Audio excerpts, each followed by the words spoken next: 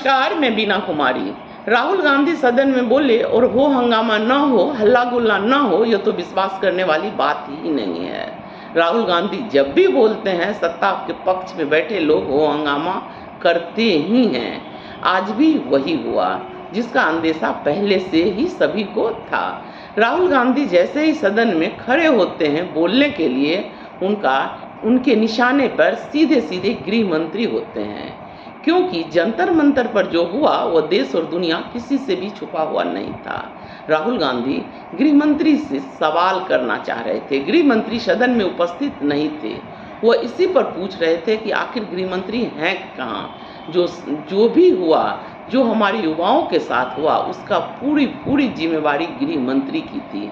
चाहे वो पुलिस का डंडा हो, पैलेट गन हो, या कील लगा हुआ डंडा हो, या बिहार का AK-47 हो, जो भी हो, यह पूरे गृह मंत्रालय के अंदर आता है।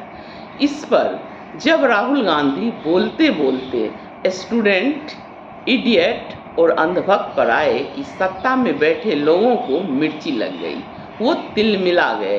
किरण रिजिजू और राजनाथ सिंह उठकर खड़े हुए संसदीय मर्यादा की पाठ पढ़ाने के लिए। लेकिन कहा तो ये भी जाता है कि जब नेता प्रतिपक्ष बोलते हैं तो सदन के दोनों पक्षों के चुने हुए सांसद को रहना आवश्यक है। उसमें प्रधानमंत्री और गृह मंत्री भी रहना चाहिए। उसी तरीके से जैसे जब भी प्रधानमंत्री सदन में बोलें तो नेता प्रतिपक्ष और दोनों पक्षों के चुने हुए सभी सांसदों को उपस्थित रहना जरूरी होता है। लेकिन क्या इस मर्यादा का पालन हो रहा है अब देश में?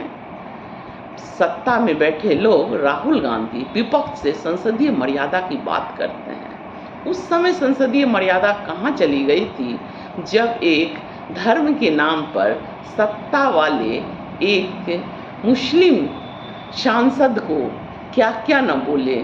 मुंह से बोलना भी शर्म लगता है। जिस तरीके से खुले सदन में वह चलती हुई लाइव टेलीकास्ट में बोला गया, चलते हुए सदन में, क्या उस समय ओम बिरला साहब ने उनको रोका? सदन में कोई कार्रवाई हुई? कुछ दिन के बाद थोड़ी बहुत कार्रवाई, तत्काल तो कुछ भी नहीं हुआ। क्या वह संसदीय मर्यादा का उल्लंघन नहीं था? क्यों उस समय राजनाथ सिंह नहीं थे? वो तभी उसे चुप करा के बैठा सकते थे। और अभी आप देखिए कंगना रनौत जिस तरह का भाषा जेन जी युवाओं और हमारी बेटियों के लिए कर रही है, क्या कंगना रनौत को भाजपा सजा नहीं दे सकती थी? इस तरह की भाषा देश की बेटियों के लिए बोलना कहाँ से ठीक है? पर सारी मर्यादा तो सिर्फ विपक्ष के नाम ही लिखा जाता है।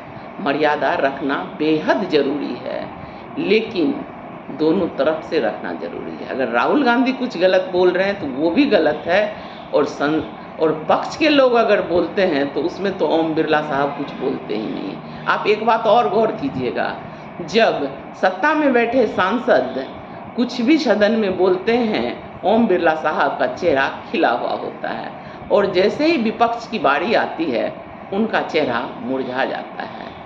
तो मर्यादा सबको रखना पड़ेगा, इस बात का ध्यान देना पड़ेगा। नमस्कार, धन्यवाद।